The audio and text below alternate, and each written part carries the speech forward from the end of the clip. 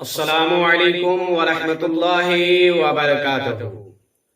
غنیمت سمجھ زندگی کی بہار، غنیمت سمجھ زندگی کی بہار، کہ آنا نہ ہوگا یہاں بار بار، کہ آنا نہ ہوگا یہاں بار بار۔ ایک عابد 70 برس سے اپنی خانقاہ میں عبادت کر رہا تھا۔ اچانک ایک رات شدید سردی کے موسم میں ایک حسین و جمیل عورت اس کے دروازے کو کھٹکھٹاتی ہے۔ عابد دروازہ کھول دیتا ہے۔ جیسے ہی دروازہ کھولتا ہے، اس حسین و جمیل عورت کو دیکھ کر اس پر فریفتہ ہو جاتا ہے اور اسے اپنے خانقاہ میں رہنے کی اجازت دے دیتا ہے۔ آخر نفس امارہ کب تک اس چیز کو برداشت کرے؟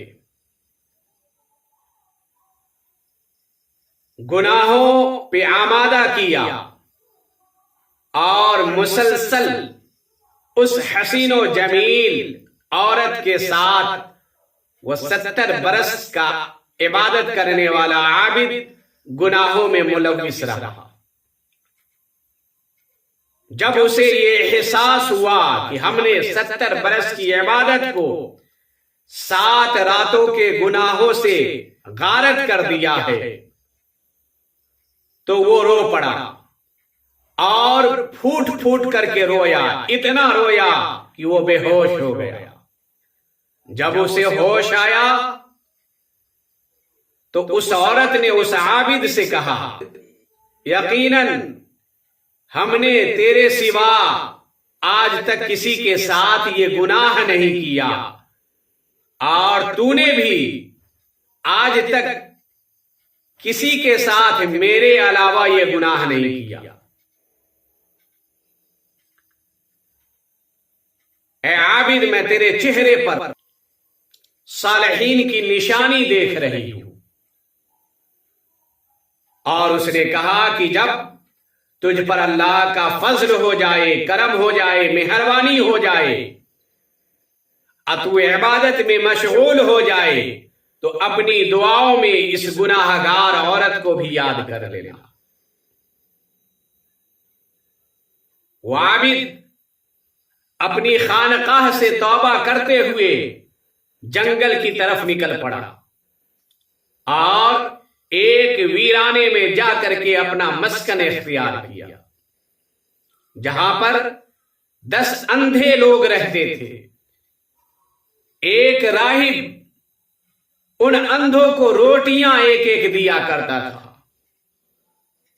ان لوگوں میں یہ بھی عابد شامل ہو گیا۔ حسب عادت کے مطابق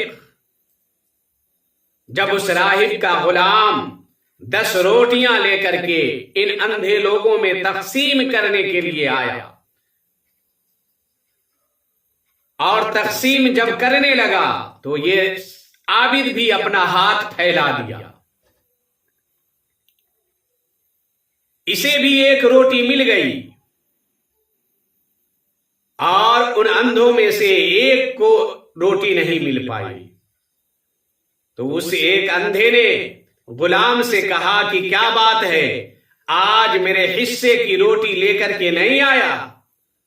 اس غلام نے کہا کہ میں 10 روٹیاں لے کر کے آیا تھا، اور تم لوگوں میں وہ 10 روٹیاں ہم نے تقسیم کر دیا۔ وہ اندھا اس طریقے سے بھوکا رہنا پسند کیا، اور بھوکا سو جانا ہی بہتر سمجھا۔ آخر کار اس عابد کے ضمیر نے اس کو جھنجھوڑا اور آواز دیا۔ تو اس عابد نے یہ سوچنے لگا کہ ایک اللہ کا مخلص بندہ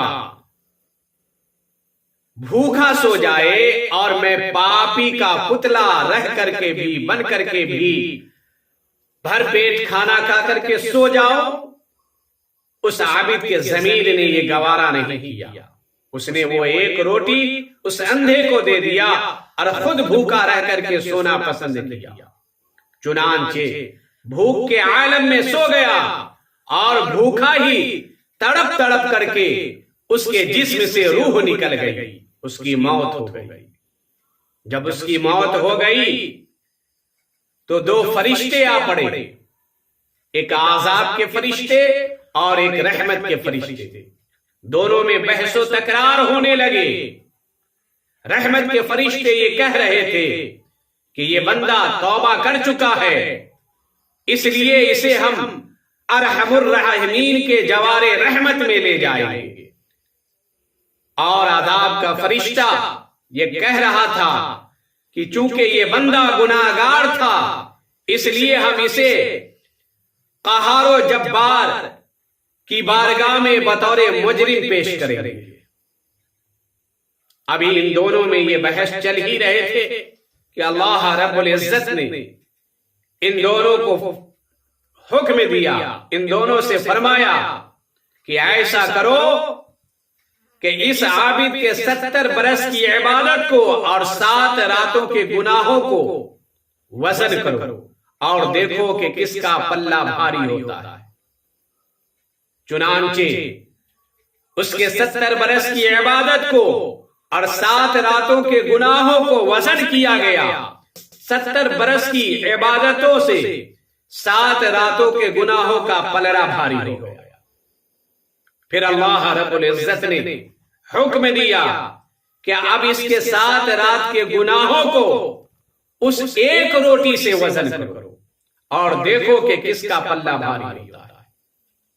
چنانچہ اس کے 7 راتوں کے گناہوں کو ایک روٹی سے وزن کیا گیا تو 7 راتوں کے گناہوں سے ایک روٹی کا وزن کا پلہ بھاری ہوا۔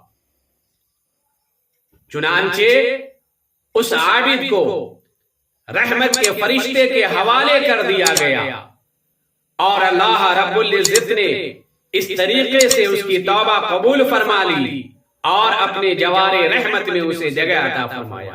اس لیے ہم لوگوں کو اپنی عبادت پہ ناز نہیں کرنا چاہیے، اپنی عبادت پہ اترانا نہیں چاہیے اور اپنی عبادت پہ تکبر نہیں کرنا چاہیے، بلکہ اللہ رب العزت سے یہ دعا کرنی چاہیے کہ اے پروردگار عالم، اگر ہماری عبادتوں کے اندر کسی طرح کا نقص ہو، کسی طرح کی کمی ہو، کسی طرح کی بھول چوک ہو تو اے پروردگار عالم اپنے شان غفاری کے صدقے میں ہماری ان تمام بھول چوک اور ہمارے ان تمام نقص کو معاف فرما اور ہماری عبادت کو اپنی بارگاہ میں قبول فرما۔ اللہ رب العزت سے دعا ہے کہ مولا تبارک و تعالی ہم سب کو راہ مستقیم کی ہدایت عطا فرمائے۔ السلام علیکم ورحمۃ اللہ وبرکاتہ۔ پھر ملاقات ہوگی اگلی ویڈیو میں۔